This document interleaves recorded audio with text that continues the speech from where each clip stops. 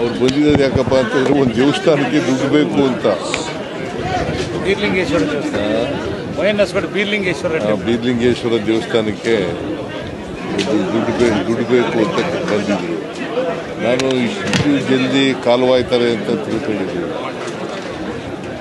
ಅವರು ನಮ್ಮನ್ನೆಲ್ಲ ಅಗಲಿದ್ದಾರೆ. 4 ಸಾರಿ ಶಾಸಕರಾಗಿದ್ದರು, 4 ಸಾರಿ ಶಾಸಕರಾಗಿದ್ದರು, 2 ಸಾರಿ ಮಂತ್ರಿಯಾಗಿದ್ದರು. ಸಮಾಜದಲ್ಲಿರ್ತಕ್ಕಂಥ ತಳ ಸಮುದಾಯದ ಬಗ್ಗೆ ಅಪಾರವಾದಂಥ ಕಾಳಜಿ ಇಟ್ಕೊಂಡಿದ್ದರು. ಸಾಮಾಜಿಕ ನ್ಯಾಯದ ಬಗ್ಗೆ ಬದ್ಧತೆ ಇತ್ತಂಥದ್ದು. ಅದಕ್ಕಾಗಿ ನನಗೆ ನನ್ನ ಕಂಡ್ರೆ ಭಾಳ ಅಪಾರವಾದಂಥ ಪ್ರೀತಿ ಅಭಿಮಾನ, ಅಪಾರವಾದಂಥ ಪ್ರೀತಿ ಅಭಿಮಾನ ಇತ್ತು. ಅವರು ನಮ್ಮನ್ನು ಅಗಲಿರೋದು ವೈಯಕ್ತಿಕವಾಗಿ ನಷ್ಟ ಆಗಿದೆ ಅಂತಕ್ಕಂಥ ಮಾತುಗಳನ್ನೇ ಹೇಳಿದ್ದಾರೆ. ಯಾವಾಗಲೂ ಕೂಡ ಅಹಿಂದ ವರ್ಗದವ್ರ ಪರವಾಗಿದ್ದಂಥವ್ರು ಮಂತ್ರಿಯಾಗಿ ಶಾಸಕರಾಗಿ ಅವರು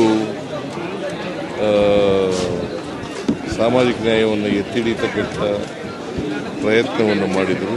ಜೊತೆಗೆ ರೈತರು ಕೂಡ, ಅವರು ಸ್ವತಃ ರೈತರ ಪರವಾಗಿ ಅಪಾರವಾದಂಥ ಕಾಳಜಿ ಇತ್ತು. ಅಂಥವರು ನಮ್ಮನ್ನು ಅಗಲಿದ್ದಾರೆ. ಅವರ ಸಾವಿನಿಂದ ಕರ್ನಾಟಕ ರಾಜ್ಯಕ್ಕೆ ಭಾಳ ನಷ್ಟ ಆಗಿದೆ. ರಾಜಕೀಯವಾಗಿ ಅವರು ಬಹುಶಃ ಇನ್ನೂ ಒಂದು 10 ವರ್ಷ ಇರ್ತಾರೆ ಅಂತ ನಾನು ಅಂದ್ಕೊಂಡಿದ್ದೇನೆ.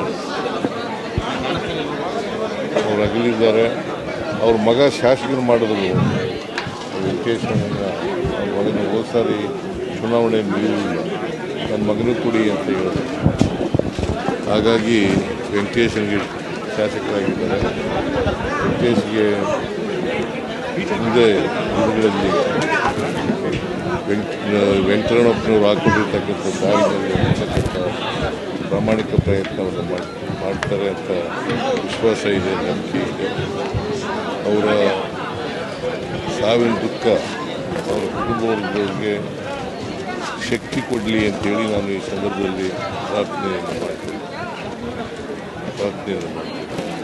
ಅವರ ಆತ್ಮಕ್ಕೆ ಚಿರಶಾಂತಿ ದೊರಕಲಿ ಅಂತ ಕೂಡ ನಾನು ಪ್ರಾರ್ಥನೆಯನ್ನು ಆಯ್ತಲ್ಲ. ಇನ್ನೇನು?